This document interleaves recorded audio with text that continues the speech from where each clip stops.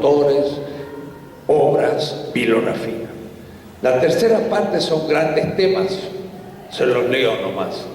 La ética, por ejemplo, de Marián, de la estética, de Teodoro Ramírez, la ontología y la metafísica, la filosofía y la historia, de Yamato Costa, la filosofía y la religión de Canone, de la economía, de la pedagogía, de los movimientos juveniles de Hugo Biagini, la filosofía para niños, la filosofía intercultural, el indigenismo y filosófico, la filosofía descolonial, el pensamiento filosófico del giro descolonial, que lo hace Nelson Maldonado desde Estados Unidos.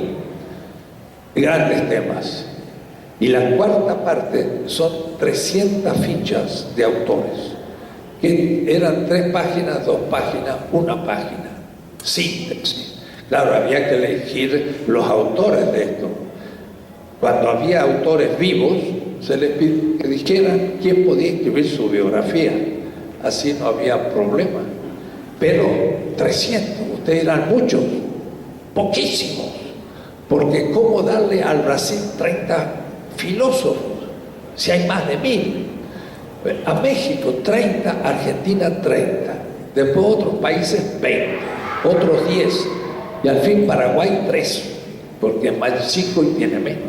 Pero se nos fueron los 300 y quedamos mal con mucha gente porque no se pudo poner más. Claro, fijamos una fecha como para que los más jóvenes quedasen por ahora fuera para las futuras ediciones. Pero ustedes acá pueden leer la biografía de gente aquí presente, como nuestro gran colega nicaragüense y otros que van a participar hoy. Tienen su biografía, tienen sus libros y esta es la visión. Ahora estamos en un segundo tomo que va a ser por países. Entonces ahí va a ser otra visión de la cosa. Vamos a cortar no horizontal, sino así. Y estoy preparando un DVD con 200 clásicos del pensamiento latinoamericano. Para que entonces estos 2 tomos con un DVD, que es una biblioteca de 200 clásicos, donde estará la obra de Antonio Rubio, por ejemplo, que leyó Descartes y libros que no se encuentran, pueda esto permitir hacer seminarios de trabajo y estudio en filosofía latinoamericana en todas partes, porque vamos a tener una información inmensa y al mismo tiempo 200 obras al menos de nuestros clásicos. Entonces, esta es la idea. Esto es el punto de partida, porque como son tantos autores y de tantas corrientes, entonces pues habrá que pasar después a la interpretación según cada una de esas corrientes. Ahora, debo decirles, por el momento han aparecido muy pocas reseñas, no me preocupa tanto, pero lo que sí me agrada es que por ahora no ha habido ninguna crítica negativa. ¿Y por qué? Porque casi todos los que podrían escribirla o lo hemos invitado a ser autores o rechazaron serlo. Entonces yo me ocupé de invitar a los mejores críticos y cuando me digan, ¿qué hiciste? Tú no fuiste autor, así que no digas nada porque podría haberlo mejorado. Entonces por eso la política de esta obra es muy importante, porque no se excluyó a nadie. Y eso es importante. Y algunas personas me han hecho críticas personales muy fuertes. Son las primeras que invité. Y están en la obra. Entonces, está librado el asunto. Yo creo que es eso lo que hay que hacer a veces, hacer un gran pacto de negociación para que las cosas avancen. Y después sí, ahora juéguese distintas corrientes para hacer la interpretación psicoanalítica, marxista, fenomenológica, lo que quiera, pero de una historia latinoamericana que ya más o menos se empieza a conocer, y ahí va a empezar lo interesante, cuando tengamos distintas posturas. Hablé demasiado, pero en fin, era para presentar la obra. Gracias.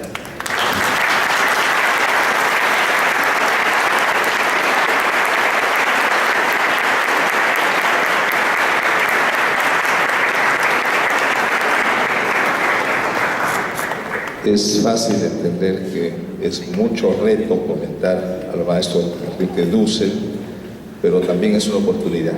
Yo creo que él ha dicho lo esencial sobre el volumen. Son 1100 páginas, un centenar de autores.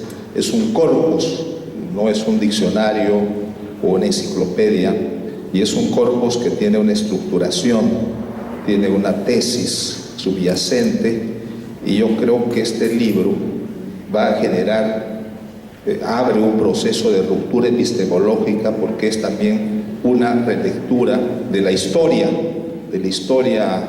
simplemente con H mayúscula, pero también de la historia intelectual. Quisiera simplemente levantar 4 puntos que este volumen esclarece y abre de pistas de trabajo para el ejercicio filosófico en la región.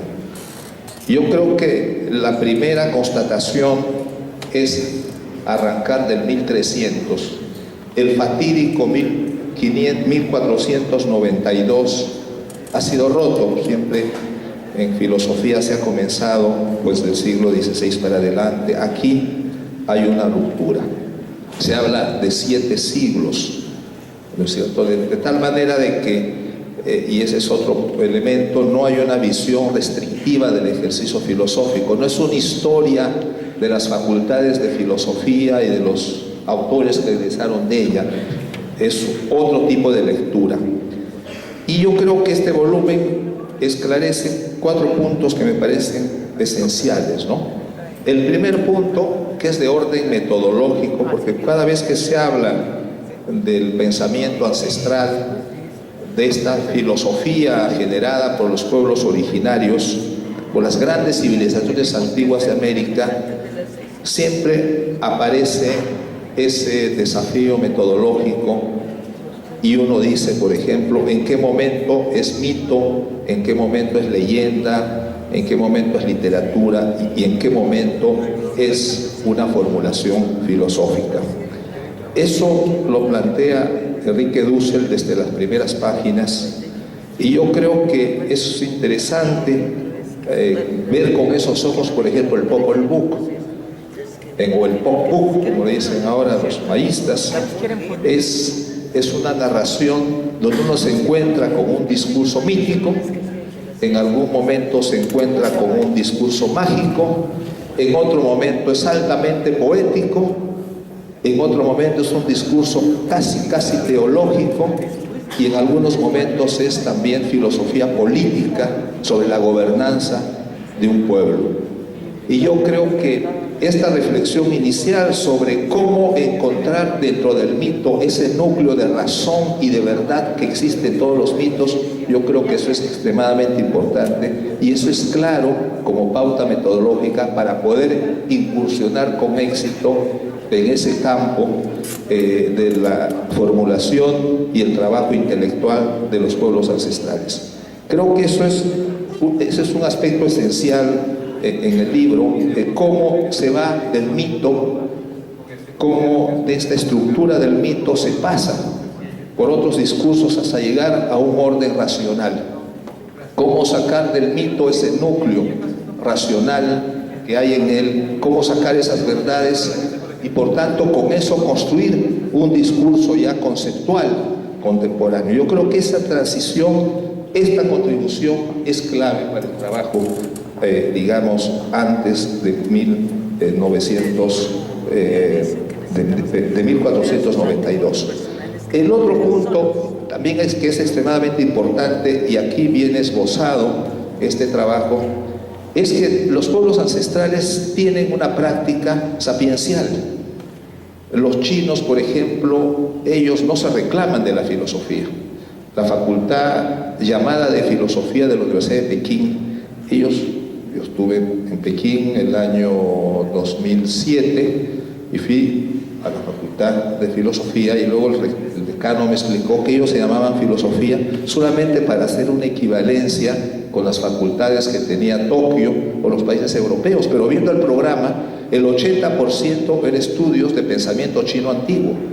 Y como un pequeño detalle, 10-15% algunos estudios de pensadores europeos. Alguien que se interesa por Sartre o Heidegger y tal, pero muy poquito. Y entonces ellos no necesitan y no se proclaman de la tradición filosófica como reconociendo la especificidad de la tradición griega, que tiene su propia especificidad, su propia estructura, su propio discurso, su ordenación dialéctica, antinómica y maniqueísta a veces. Entonces ellos reconocen eso y ellos se ubican en otra tradición que ellos llaman la tradición sapiencial. Esta tradición sapiencial especialmente se preocupa de dar respuestas prácticas a los problemas. Se interesa, por ejemplo, por el arte de gobierno, se interesa por el derecho, por eso tienen una escuela de legistas, se interesan por la salud de la gente, ¿no es cierto? En la tradición china hay mucha preocupación por la buena salud, se preocupan por las prácticas sociales, la cortesía. Confucio es muy claro en eso, digamos, los ritos sociales son extremadamente útiles. Si uno entra en esta sala y no saluda a los organizadores y no saluda al público, estamos faltando un rito social. Esos son como prácticas, colchones que ayudan a la vida social. Entonces, ¿cuál es la diferencia entre esa tradición sapiencial y la propia tradición filosófica? Yo creo que ahí hay también un aspecto interesante. Tendríamos que recuperar toda la tradición sapiencial latinoamericana y no denostarla, porque ha habido ciertas escuelas que han dicho, no, hombre, esos son refranes, son máximas, esos son detalles, y no. Un refrán, una máxima, es algo como un núcleo duro de algo extremadamente inteligente y práctico, ¿no es cierto? Por ejemplo, una máxima china dice: los lagos cristalinos no dan peces abundantes. Y con eso toda la gente de la comunidad puede saber. Mencius dice, por ejemplo, y con eso hay se puede escribir un libro con esta frase, dice: un cielo favorable vale menos que una tierra fértil. Una tierra fértil vale menos que la armonía entre los hombres. Es la importancia de la armonía, no la superexplotación, la distribución, la equidad.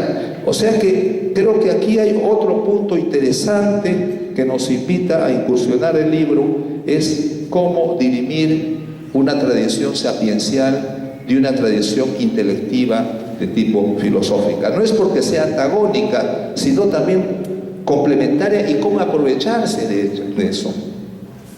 El tercer punto es el tema de la modernidad. Yo creo que aquí el maestro Duce lo ha explicado muy bien. Este tema yo creo que es crucial, es casi como el parteaguas para poder salir y replantear una lectura. Quisiera simplemente recordar algunos detalles. Este año se conmemoraría 4 siglos de la publicación del Dios legislador de Suárez. Este libro, que luego fue traducido en Lyon al francés, se tradujo al inglés, se tradujo al latín. Suárez quiso especialmente que se publicara no tanto en latín, sino en lenguas nacionales. Pero ese libro fue extremadamente importante porque la traducción de ese libro al inglés fue leído por los pueblos, las comunidades inglesas que luego fueron los colonos en Estados Unidos. Y este tratado del Dios legislador tiene 2 conceptos claves que nos servirían 2 siglos más tarde para la consagración de la modernidad. Tiene el tema, el concepto duro de la soberanía popular, que no hay rey nombrado por Dios, que el rey necesita el consentimiento del pueblo. Es el primer planteamiento orgánico de la soberanía popular.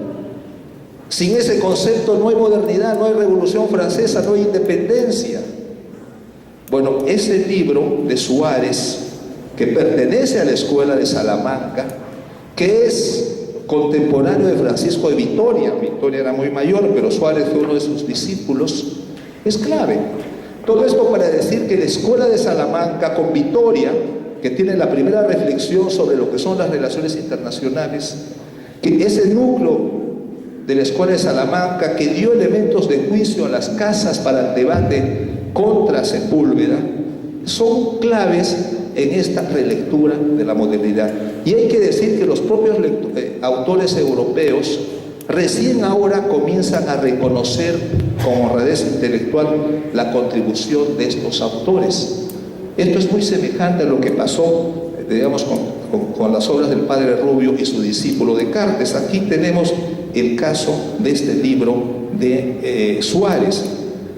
Y el otro concepto que fue clave también para la modernidad es el tema del derecho natural, que, como se sabe, es una construcción teológica y política totalmente construida a partir del surgimiento del hecho americano, porque el hecho americano genera una revolución epistemológica. Hay que rehacer la geografía, los mapas, hay que ampliar los tratados de ciencias naturales, hay que repensar el cosmos, hay que repensar quiénes son esas gentes que están en ese continente llamado América. Entonces, aquí creo que efectivamente hay un núcleo duro que tenemos que trabajar. Traigo a colación porque me parece útil, porque además de que América contribuye con el oro y la plata, que sirve a la primera gran inflación europea y que da lugar a nuevos núcleos de poder y al surgimiento ya franco de la burguesía, que tomará el poder luego en la Revolución Francesa, aparece también ya no solamente los productos, la papa, el cacao, el maíz, que van a sacar de la hambruna a Europa, sino también aparecen ideas americanas. ¿Cuáles son esas ideas americanas? Aquellas que Garcilaso de la Vega escribe en los Comentarios Reales, ayer traté de explicar un poquito, pero que logra el sumo de su impacto en el siglo XVIII, especialmente con la edición de los Comentarios Reales de 1744, que es la edición hecha por los enciclopedistas y que fue leído por los grandes hombres de esa época: D'Alembert, Diderot, Holbach, Voltaire, por supuesto, Madame de Graffigny, y toda esa generación llamado de los utopistas, ¿no es cierto? Y que a su vez, como una especie de jugada a tres bandas, estos grandes autores europeos eran los lectores preferidos de los independentistas, de Manuel Belgrano, de San Martín, de Miranda. Toda esa gente fueron lectores de esos libros, y a través de ellos leyeron al Inca Garcilaso, y el propio Miranda, por supuesto, tenía, pude ver la lista de su biblioteca de Londres, tenía prácticamente todas las ediciones en todas las lenguas de los Comentarios Reales del Inca Garcilaso. O sea que ya no se trata solamente de que hay una presencia física, geográfica, una presencia a través de los metales, sino una presencia intelectual. De modo que podemos adherir a la tesis de Enrique Dussel de que no hay modernidad sin el hecho americano.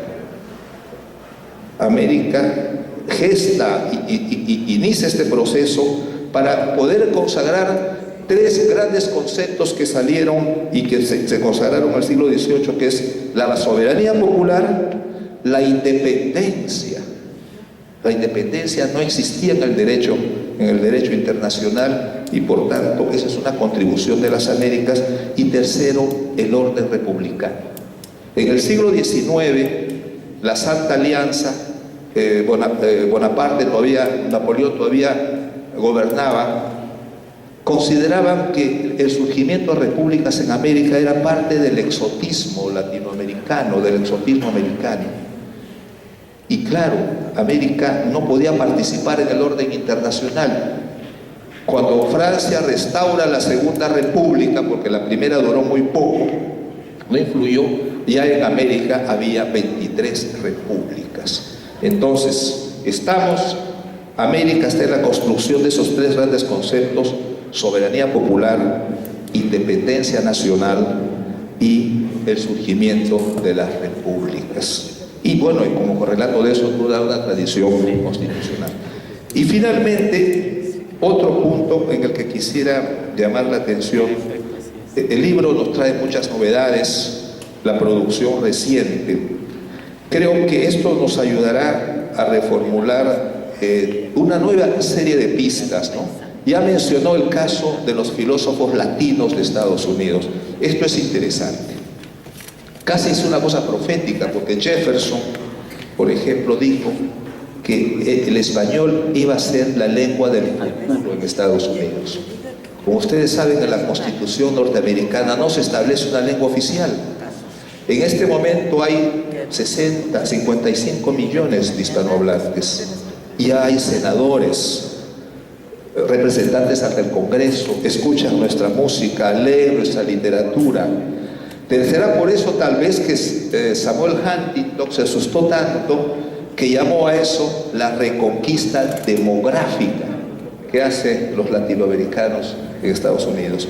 De modo que esta línea de trabajo es muy interesante, a la que había que agregar todo el trabajo también que está ocurriendo ahora y cuyas pistas aparecen aquí de lo que se está produciendo en Sudamérica.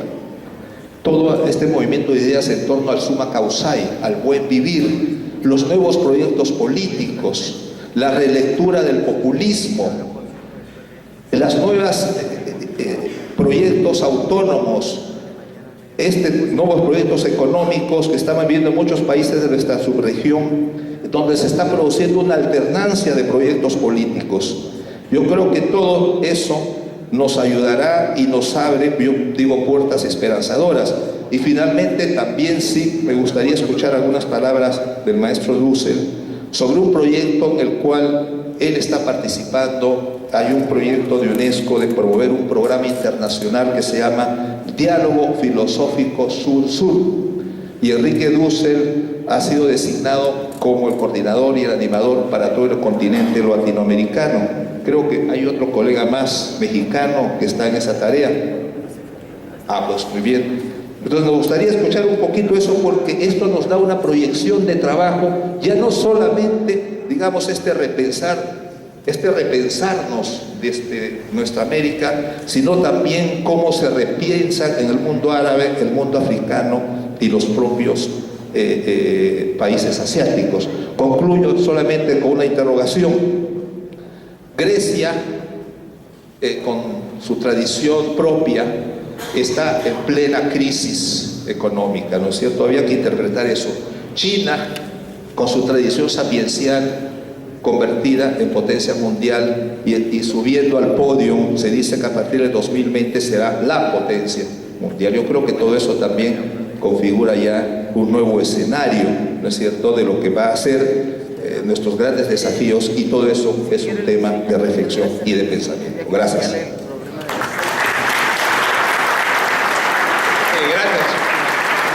Les agradezco su participación. A solicitud del doctor Dussel vamos a darles minutos que nos explique el proyecto filosófico, Diálogo Filosófico Sur-Sur, en el cual ha participado también nuestro amigo el doctor Pedro Reina. Muchas gracias, muy amables. La idea del diálogo es reunir a lo que se ubica como sur en la UNESCO.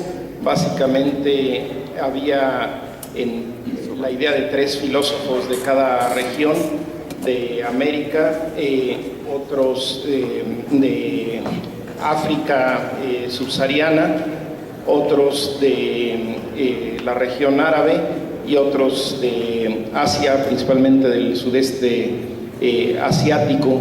Y lo que se preparó primero fue una reunión para discutir los temas que podían unificar la discusión, y se planteó hacer un muy breve libro de 80 páginas por cada región, con una selección de textos, y después se haría otro libro de carácter pedagógico para facilitar la enseñanza, y la intención es editarlo en varias lenguas para que en todo el mundo se disponga de estos textos básicos de las filosofías más allá de la tradición eurocéntrica. Y hay un responsable ahorita de cada región, y la intención es verse en enero los responsables para proyectar ya la elaboración del primer texto, que es una selección de textos con pequeños introducciones que presenten los temas, las regiones, los autores, los textos, ¿no? Esa es la idea, ¿no? Y también se trata de que en cada región un núcleo de los 3 o 4 filósofos, que es el caso de América, echen a andar una red para que muchos otros filósofos también de cada región contribuyan con su especialidad para la selección y comentario de los textos. Entonces es una perspectiva muy interesante por la reunión de toda la filosofía mundial y porque se va a poder editar de entrada en distintas lenguas. Sí.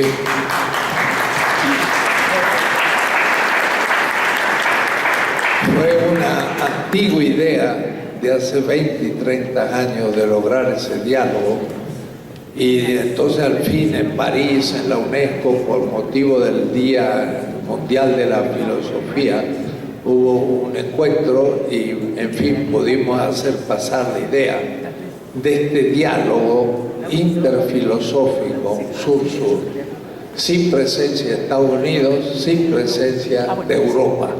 No tener que estar nosotros justificándonos ante ellos, sino justamente lo que está pasando entre nosotros está pasando entre los árabes, está pasando en Corea. Por ejemplo, el último Congreso Mundial de Filosofía fue en Seúl y presentaron 2 tomos, la primera historia de la filosofía en Corea, la primera, y así está pasando en África, en Asia. Entonces recién estamos el sur tomando conciencia, o decir, el mundo colonial. Y lo interesante es conocer una agenda de temas que podamos desarrollar, sin todavía entrar a discutir con los metropolitanos, los que instalaron el colonialismo, los que tienen un pensamiento eurocéntrico y el centro del capitalismo. Y entonces elaborar un pensamiento nuestro. Y esto que decía, que va a ser un texto escrito en inglés, en francés y en castellano para los colegios secundarios.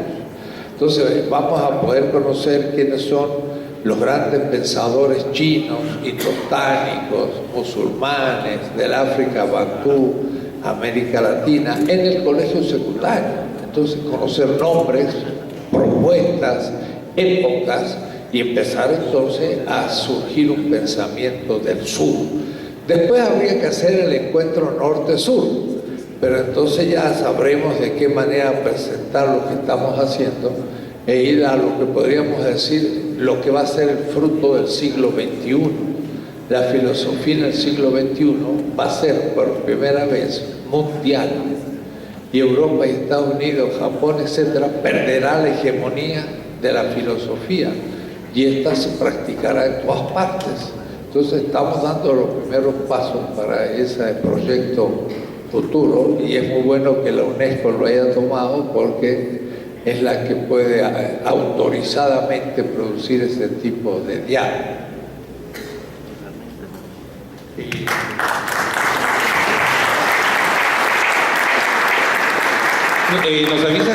Nos avisan que debemos entregar el salón dentro de 15 minutos. Pero pueden discutir con él. Ya está. Entonces, vamos a intervenir. Quiero, por favor, una sesión de 5 preguntas, por favor. Que sean de 30 segundos concretas y todo, para que tengamos la mayor oportunidad de participación. Entonces, después pasarán ustedes a responder. Muy buenas tardes, profesor Dussel. Yo quisiera plantearle la pregunta siguiente por acá. Es decir, es muy interesante realmente el proyecto que significa la publicación que ha presentado. Y quisiera más bien preguntarle cómo asumir entonces también la impronta que durante siglos ha tenido la filosofía europea y norteamericana en los pensadores latinoamericanos. Mira, habla más lejos el micrófono porque no se escucha. Repite la pregunta. Ok, ahora sí, ¿lo escuchan? Más lejos. ¿Más lejos? ¿Ahí? Ok, perdón. La pregunta es, ¿cómo asumir la impronta de la filosofía o el pensamiento europeo, eurocéntrico, occidental, en los pensadores latinoamericanos? Porque también ha sido una realidad durante siglos, ¿no? ¿Cómo entenderlo para reinterpretarlo, ¿no?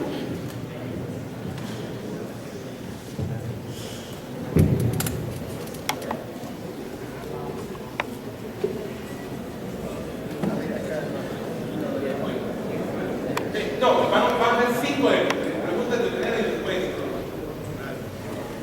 ¿Puedo hacer mi pregunta? ¿Puedo hacer mi pregunta?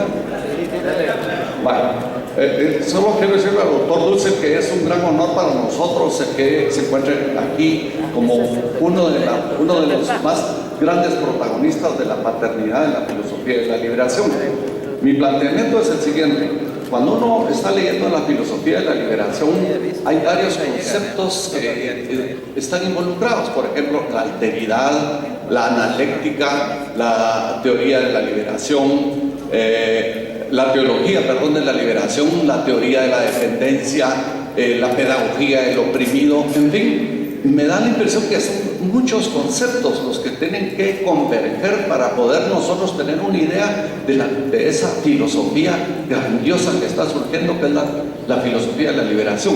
Yo le pregunto al doctor Dussel, ¿hay ya un par de conceptos o ideas objetivas que nos hagan reconocer esta es la filosofía de la liberación?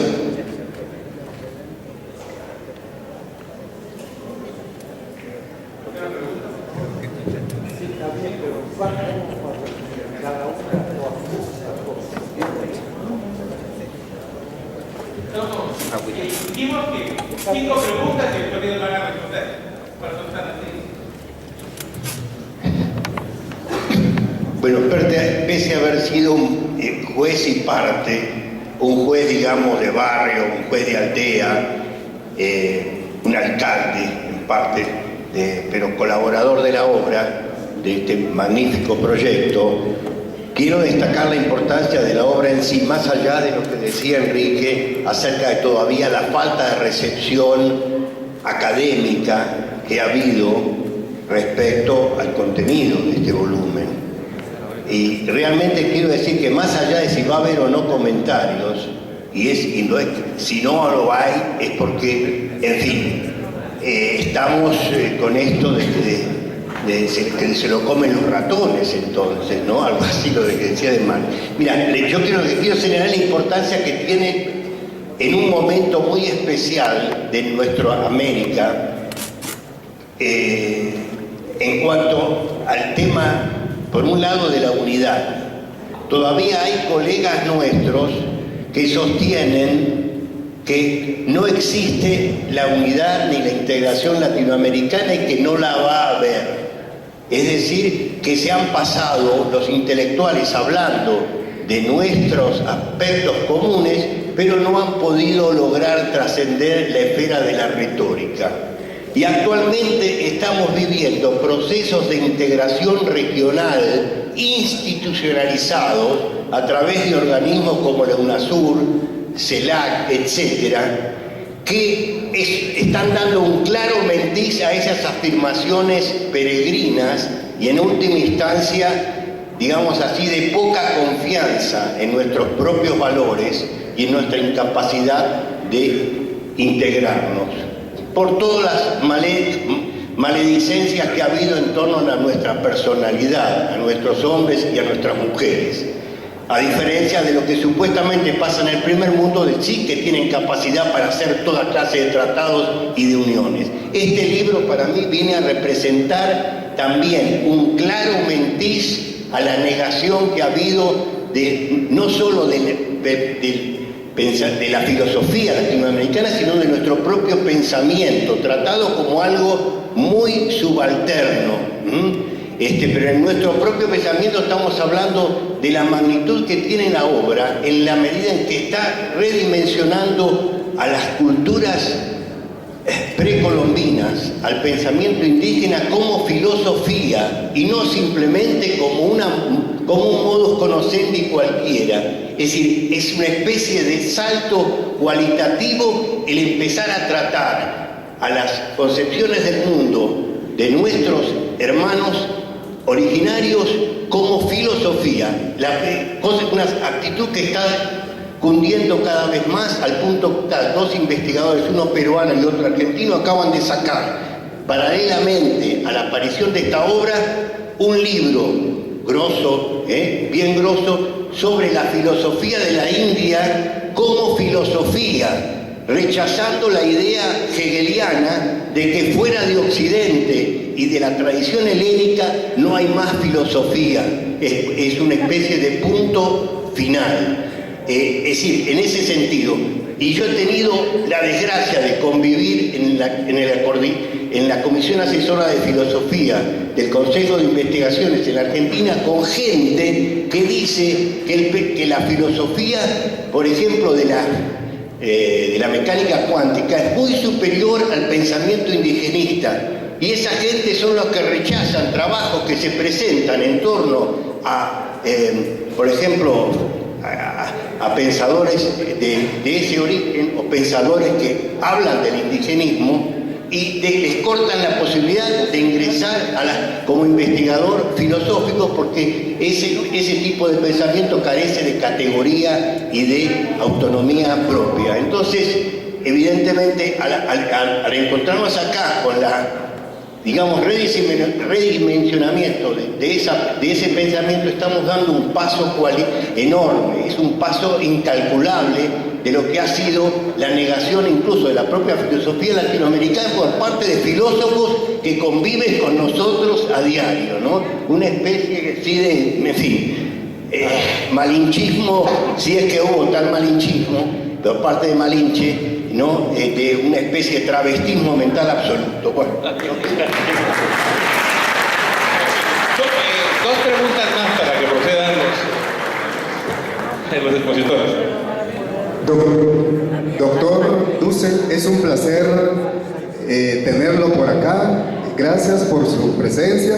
Me ha gustado, entre algunas ideas que inició la ponencia, que es la siguiente: después de este proyecto reflejado en esta obra que está presentando, del proyecto de una filosofía latinoamericana, ya no se puede dudar de su existencia, o sea, de una existencia de un pensamiento latinoamericano.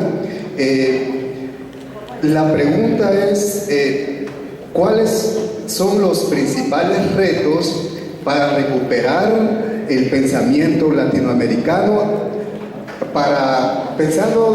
digamos, para pensadores principiantes, que a lo mejor en esta sala estamos con diversas reacciones, pero desde mi punto de vista como atraído por, digamos, una filosofía diferente, una filosofía que parte desde América Latina? ¿Cómo recuperar los pensadores latinoamericanos, aparte de conocer, pues, los autores? Gracias. Vamos a proceder. Disculpe, solo tenemos 5 minutos. Lo siento. Van a contestar los doctores Dussel y Montiel.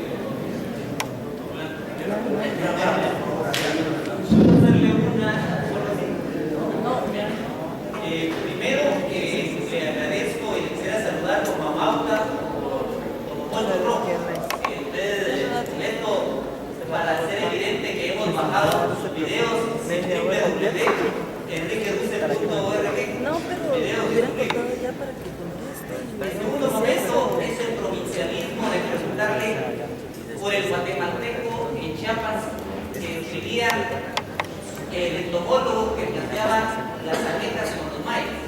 Ustedes lo mencionaban. Y posteriormente comentarle, y si usted nos puede ampliar, lo que dice Mendieta de usted, cómo usted, estilo Quetzalcóatl, resucita al Marx ético-moral para el siglo XXI y para Latinoamérica. Y obviamente, si nos puede hablar de estos judíos ateos, que son la base, parte también de la filosofía de la liberación, la transmodernidad, la posoccidentalidad de proyectos muy grandes. Algunos temas de los que me han planteado, alguien dijo si nos quitan todos esos autores, ¿de qué vamos a trabajar? Al contrario, tenemos mucho más trabajo. Por ejemplo, el desarrollo del capitalismo en el sudeste asiático no es calvinista, es neoconfuciano. Ellos no parten de los escoceses ingleses como Adam Smith, sino que parten de Wang Yanmin, un enorme pensador confuciano chino.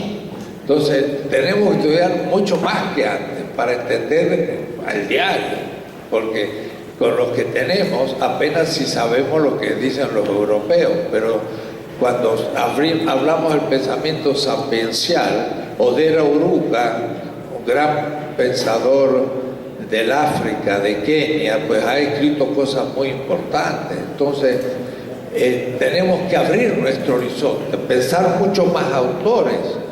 Tenemos que conocer a Descartes, Kant, Jung y Heidegger y sobre todo Marx, porque hace la crítica al capitalismo, pero inspirarnos en ellos. Como decía el gran maestro de Valens, decía: la filosofía no piensa la filosofía, piensa la realidad, pero instrumentadamente. Y la instrumentalidad es pensando y conociendo los grandes filósofos, cómo pensaron su época y cómo yo he de pensar la mía. Entonces hay que estudiar más seriamente que nunca los grandes filósofos de la cultura occidental, pero también, si fuera posible, por un esfuerzo pedagógico que no tenemos de textos y todo, los grandes pensadores justamente musulmanes e iránicos, desde el Upanishad y demás, las corrientes chinas. Y ustedes dirán, ¿es imposible? Bueno, en México tenemos una universidad, se llama la Universidad de la Ciudad de México. Implantamos un programa de filosofía distinto. Y entonces la gente empieza, primer semestre, filosofía latinoamericana. Segundo, filosofía mexicana.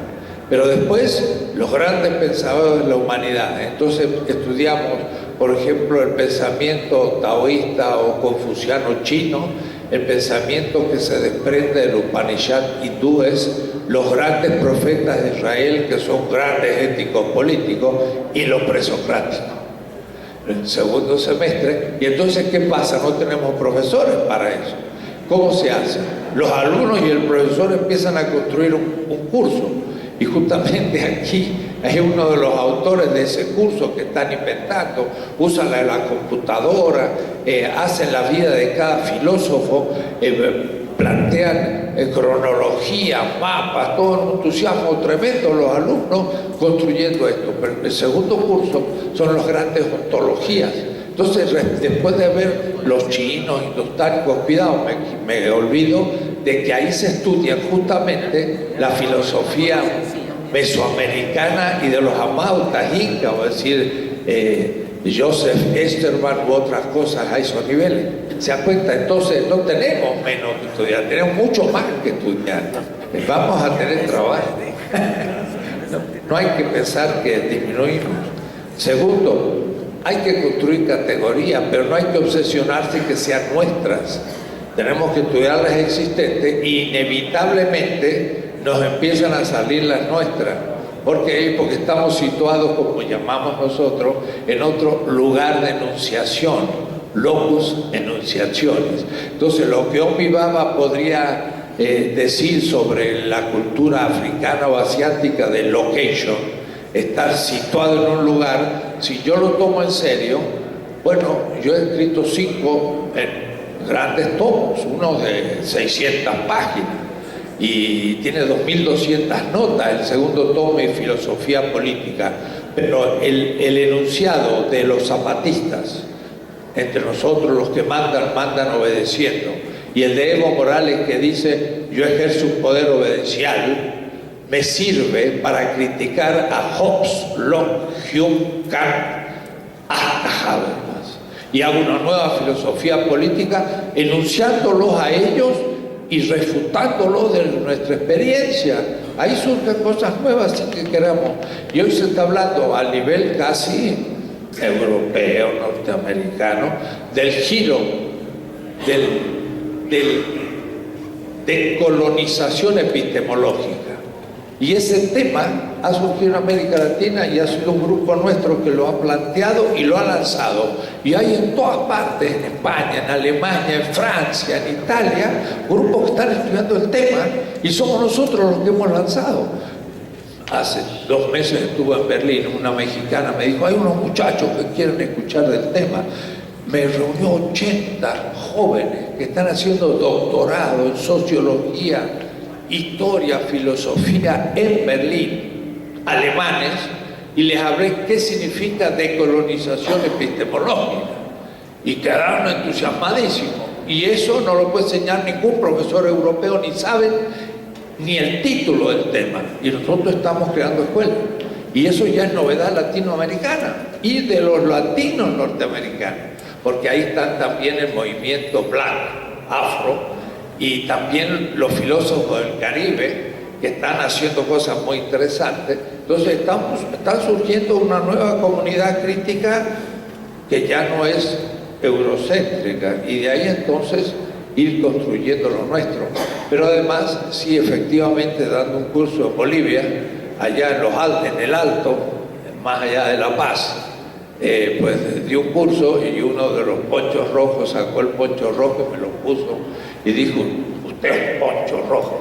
Le dije, esto vale más un doctorado en Harvard, es ser un poncho rojo. Pero algo surgió. Sin embargo, me dicen, usted todavía no usa el aymara, el quechua, el quiché o el náhuatl para explicarse. Digo, esta es la limitación de mi generación, por lo pronto. Ya viene la generación que viene. Y entonces ya hay alumnos que hablan el quechua y el aymara y todo como lengua propia, que leen nuestras cosas y que ahora tienen sí que expresar su filosofía con su propio lenguaje e ir más allá de nosotros. Lógico. Yo abrimos el boquete en el muro, planteamos las grandes hipótesis, pero ellos tendrán que superarnos. Y por eso cuando alguien me dice, sí, pero usted todavía no usa las lenguas originarias, digo, de acuerdo, no las puedo saber todas y esos son los límites. Ya vienen los que van a hacerlo. Ahora, ¿dónde existe una cátedra de filosofía náhuatl? No hay una sola en México. ¿Habrá alguna cátedra de filosofía maya en Guatemala? No sé. ¿Cómo? Chichicastenango. Bueno, entonces, ¿qué es Saltenango? ¿Qué es Saltenango? Muy bien, son los pioneros, hemos empezado. Ahora es necesario que esa cátedra la ocupe alguien que tenga lengua materna en lo que enseña, pero que también tenga su maestría y doctorado a buen nivel y empiece a crear. Tenemos que crear esas cátedras en toda América Latina y sobre todo en los pueblos que diría Darcy Ribeiro testimonio: México, Guatemala, Perú, Ecuador, Bolivia. Esos son los principales. Y después en todos los demás, porque en todos los demás hay. ¿Ven? Es una tarea que viene.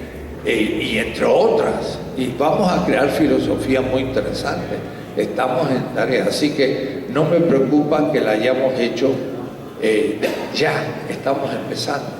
Pero no podemos abandonar ningún autor, y sobre todo los grandes críticos del capitalismo en crisis, como Marx.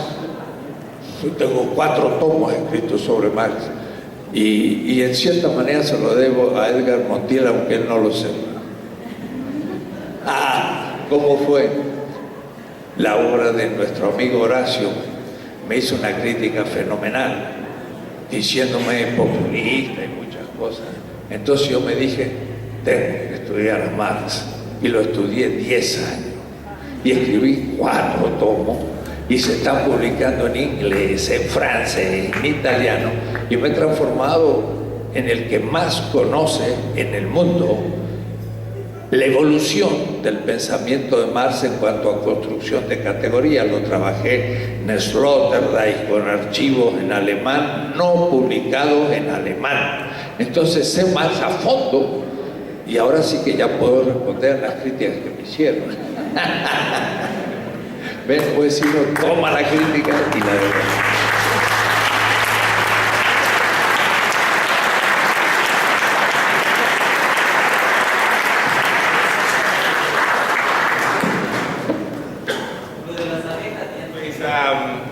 gracias por su amable atención y nos avisan que necesitan el salón a las 6 de la tarde.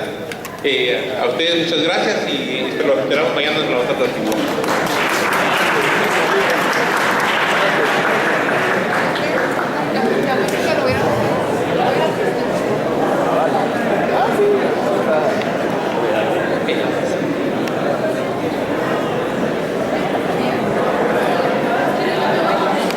Atención, mucha atención. A continuación se llevará un videoconcierto del maestro Jorge Sarmientos, por lo cual se le informa a la concurrencia que están cordialmente invitados. Lo único que esto ya no es parte del Congreso de Filosofía. Se les desea una excelente noche. Se despide de ustedes Elpidio Guillén y Sonia Velázquez.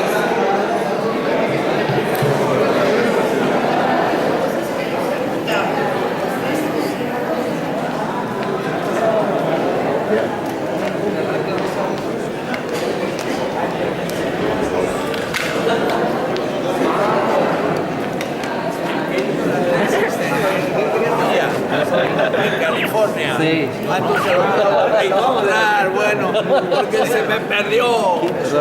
Necesitamos platicar. Sí, estamos concluyendo ya, sí, el tema. El doctor Márquez, San Carlos, te puede escuchar y no te interesa escuchar. Ah, bueno, sí, Exactamente, podemos hablar. He hecho propaganda de ti, pero se me perdió tu ficha. No, hombre, qué buen gusto. Porque no pudo olvidar. Solo un saludo, doctor Dussel. Vamos a platicar. El doctor Dussel trajo libros para vender, dicen algunas personas. No. Lo va a publicar en la página. No. Mira, Solo trajo libros para esta